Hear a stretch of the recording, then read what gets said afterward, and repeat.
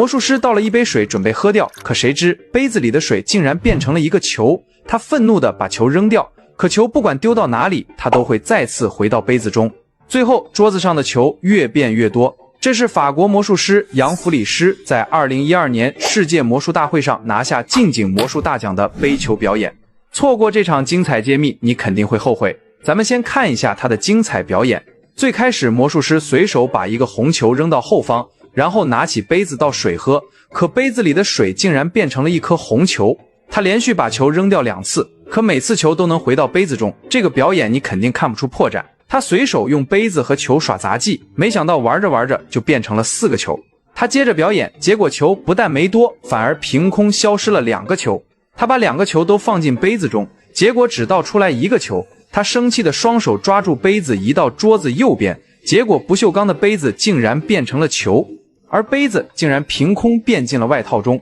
他双手拿住杯子放到桌子的左上角，结果杯子再次神奇消失。他到处寻找杯子，结果杯子突然出现在了他的左手上。最后他把2个球拍在一起变成了1个球。很快最后1个球也在他的手中凭空消失。不一会儿杯子里竟然又倒出了1个球。他把球丢进杯子中想再倒出来，结果球不见了，倒出来的是一杯水。整个魔术中的手法让人目不暇接。咱们现在来揭秘他的手法。首先从这个侧面视角，我们可以发现在桌子内侧位置其实有一个精心设计的隐藏平台，这个位置也是他所有道具的中转站。开场他丢掉的3个球都是真实的被丢掉了，因为他的平台上有很多一模一样的球。他倒水也是真的在倒，但是他把拿杯子的这个手曾经放在桌子下面去过，也就是这个时候他在平台上换了一个一模一样的杯子上来，这个杯子里面早就放好了一个球，所以我们看到的水变球其实是他偷偷调包了。他喝水喝出的那个球其实没有扔掉，他做出倒球的动作其实用手指挡住了掉落的球，随后在后面的表演中才能直接从杯子中倒出球。然后他将球丢在地上弹起来的动作其实是真的把球扔了，是他有一只手藏在桌子下面偷偷丢了一个球上来，然后他拿起这个球假装想丢在地上，实际上是利用手掌的遮挡将球丢回了杯子中，造成了后面杯子里不断出现球的情况。在他假装思考的时候，他的右手悄悄放在桌子下面的平台上拿出一个球，然后他假装做出倒杯子的动作，实际上杯子里的球并没有出来。他现在手上的那个球是刚刚在平台上拿到的那个球，他后面这个丢球的动作也是真的把球丢掉了。此时他才将杯子里的球直接倒出来，然后右手再次进入平台上拿出一个球，利用手臂的遮挡将球放进了杯子中，然后在把玩第1个球的时候将杯子倒扣在桌子上，同时他再次偷偷把右手伸到了平台上拿球，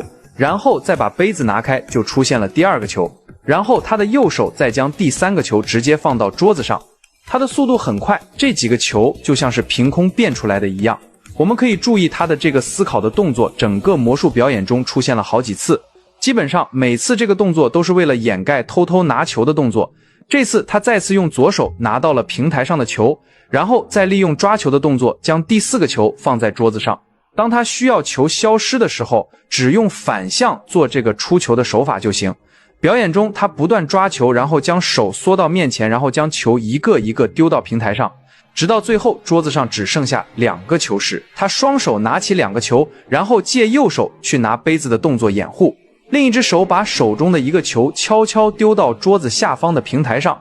然后杯子拿过来后，他再假装放2个球在杯子里面。其实此时他其中1个手里面已经没有球了，只是他的动作太快，我们没办法发现，所以后面他只能从杯子里倒出1个球。然后他假装思考，这时一只手其实悄悄在桌子下方的平台上再次悄悄拿到了1个球，然后他用双手握住杯子的动作，将杯子推到下面的平台上，然后将提前在手里藏的球展示出来，就造成了杯子变成球的效果。然后他假装在桌子上到处找消失的杯子，其实这个时候他的左手悄悄放到了桌子的下方，将刚刚放到平台上的不锈钢杯子悄悄拿到了手中，造成凭空变出杯子的假象。这个手法相信很多眼尖的粉丝都看出来了。然后他用表演杂技的动作在平台上再次拿到1个球，悄悄放到了杯子中。也就是说，目前桌面上一共有3个球。此时他双手拿起桌子上的2个球把玩，然后悄悄把其中1个再次丢到下方平台上，